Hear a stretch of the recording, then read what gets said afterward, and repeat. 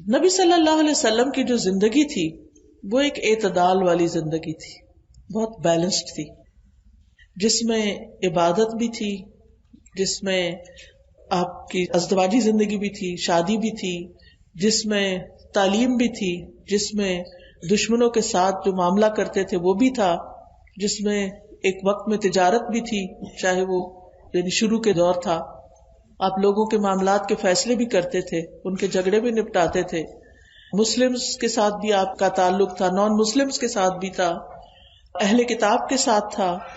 تو یعنی کہ آپ کی زندگی کے مختلف رخ ہمیں نظر آتے ہیں. نبی صلی اللہ علیہ وسلم نے ایک موقع پر جب لوگوں نے کہا کہ ہم ہمیشہ روزہ رکھیں گے، افطار نہیں کریں گے، شادی نہیں کریں گے، اور ہم ساری رات نماز پڑھیں گے، سوئیں گے نہیں، تو آپ نے فرمایا کہ سن لو، اللہ کی قسم میں تم سب میں اللہ سے زیادہ ڈرنے والا ہوں اور زیادہ پرہیزگار ہوں.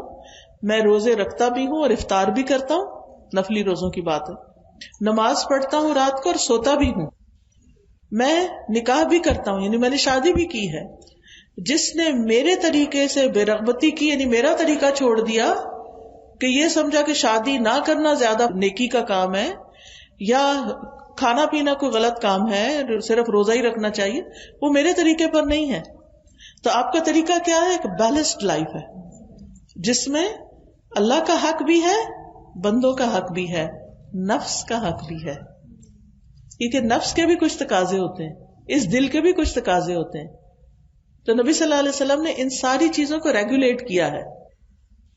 سب سے پہلے آپ کی گھریلو زندگی میں آپ کے رول کو ایز اے ہسبینڈ میں تھوڑا سا ڈسکرائب کروں گی، اگرچہ وہ ڈائریکٹ خواتین سے متعلق نہیں ہے، لیکن آپ کے بچے بھی ہیں، آپ کے بیٹے بھی ہیں، آپ کے ہسبینڈ بھی ہیں، تو ہو سکتا ہے کہ آپ ان تک ہی خیر لے جانے کا باعث بنے، اور انڈائریکٹلی ہمیں بھی اس سے سیکھنا ہے. بحیثیت ہسبینڈ میں نے کیوں شروع کیا؟ کیونکہ گھر کس سے بنتا ہے؟ گھر کب بنتا ہے؟ شادی سے. شادی ہوتی ہے دو لوگوں کے بیچ میں، ہسبینڈ اینڈ وائف کے بیچ میں، دو مل کے گھر بناتے ہیں. تو اس میں گھر اینٹوں کے ساتھ اور لکڑیوں کے ساتھ ہی نہیں بنتا، بلکہ گھر کس کے ساتھ بنتا ہے؟ انسانوں کے ساتھ، گھر والوں کے ساتھ. جب گھر والے ہی اس میں نہ ہو تو وہ گھر کیا گھر ہے؟ اور اگر گھر والوں سے ہی ہمارے ریلیشنز ٹھیک نہیں تو ہم کس گھر میں رہتے ہیں، کہاں رہتے ہیں؟ تو اس لیے یہ ٹاپک بہت اہم ہے، اور اسی وجہ سے میں نے چنا کہ ہم اپنی گھریلو زندگیوں کا جائزہ لیں، کیونکہ ویسٹ میں رہتے ہوئے یہ چیزیں بہت دیکھنے میں آ رہی ہیں کہ ہماری بچیوں کے اندر خاص طور پر اب گھر بنانے کا شوق نہیں رہا، انڈیپینڈنٹ لائف کا شوق ہے کہ ہم پڑھیں، جاب کریں، اپنی مرضی سے اپنے الگ اپارٹمنٹ میں رہیں، ہمیں کوئی پوچھنے والا نہ ہو، ہمیں کوئی کچھ کہنے والا نہ ہو، اور بچوں کی مصیبت تو ہم اپنے سر پہ لے ہی نہیں سکتے. ایسے تو نہیں نا زندگی گزرتی؟ یہ کوئی نیکی تو نہیں ہے نا؟ کیا واقعی یہ نیکی ہے؟ یعنی ہم اتنی اپنی مرضی کی لائف گزارنے کو سمجھے ہم بڑے کامیاب ہیں، اور پھر اگر ہم کسی دنیاوی اعتبار سے کسی بہت بڑے CEO بن گئے ہیں، کچھ بن گئے ہیں، اور ہم سمجھے کہ ہم نے زندگی میں بڑی اچیومنٹ کی ہے، اور اس کے مقابلے میں دوسری بہن نے شادی کی، بچے پیدا کیے، ان کو پالا، ان کو CEO بنا دیا، وہ کہتے ہیں اس نے کیا کیا؟ اس نے شاید اپنے اوپر ظلم کیا. نہیں، ظلم نہیں کیا، اس نے جو کچھ کیا ہے نا، جو دنیا میں ایک نسل کو تیار کیا ہے، یا پھر یہ ہے کہ اللہ تعالیٰ کے بتائے ہوئے فطری طریقے کے مطابق اس نے زندگی بسر کی ہے، اس نے اپنی دنیا بھی بنا لی اور آخرت بھی بنا لی. اور آپ اپنی صرف دنیا ہی بناتے جا رہے ہیں. یہ کب تک؟ صرف اس وقت تک جب تک آپ دنیا میں، یا جب تک آپ جوان ہیں. یہ سب جوانی کی مستی ہے. جب اس وقت جوانی ختم ہو جائے گی پھر آپ کو سہارے کی ضرورت پڑے گی.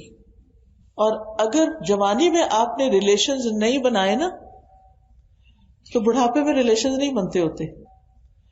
میاں بیوی کے بیچ میں بھی اگر جوانی میں انڈرسٹینڈنگ ڈیولپ، شروع میں ٹیزنگ پیریڈ ہوتا ہے، انڈرسٹینڈنگ ڈیولپ ہو جائے تو لیٹر لائف میں جب بچے پیدا ہونے کے بعد بڑے کر کے وہ اپنے اڑ جاتے ہیں کہیں، تو پھر دونوں ایک دوسرے کا سہارا بنتے ہیں.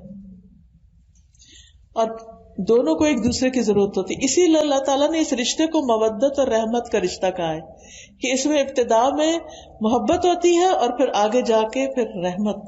ایک دوسرے کا خیال رکھتے ہیں. ذرا سا سر درد ہو جائے, ذرا سا شوگر ہائی ہو جائے, ذرا سا بلڈ پریشر ہائی ہو جائے تو سارے کام چھوڑ چھاڑ کے پاس بیٹھ جاتے ہیں کہ آپ ٹھیک تو ہیں نا, آپ ٹھیک تو ہیں.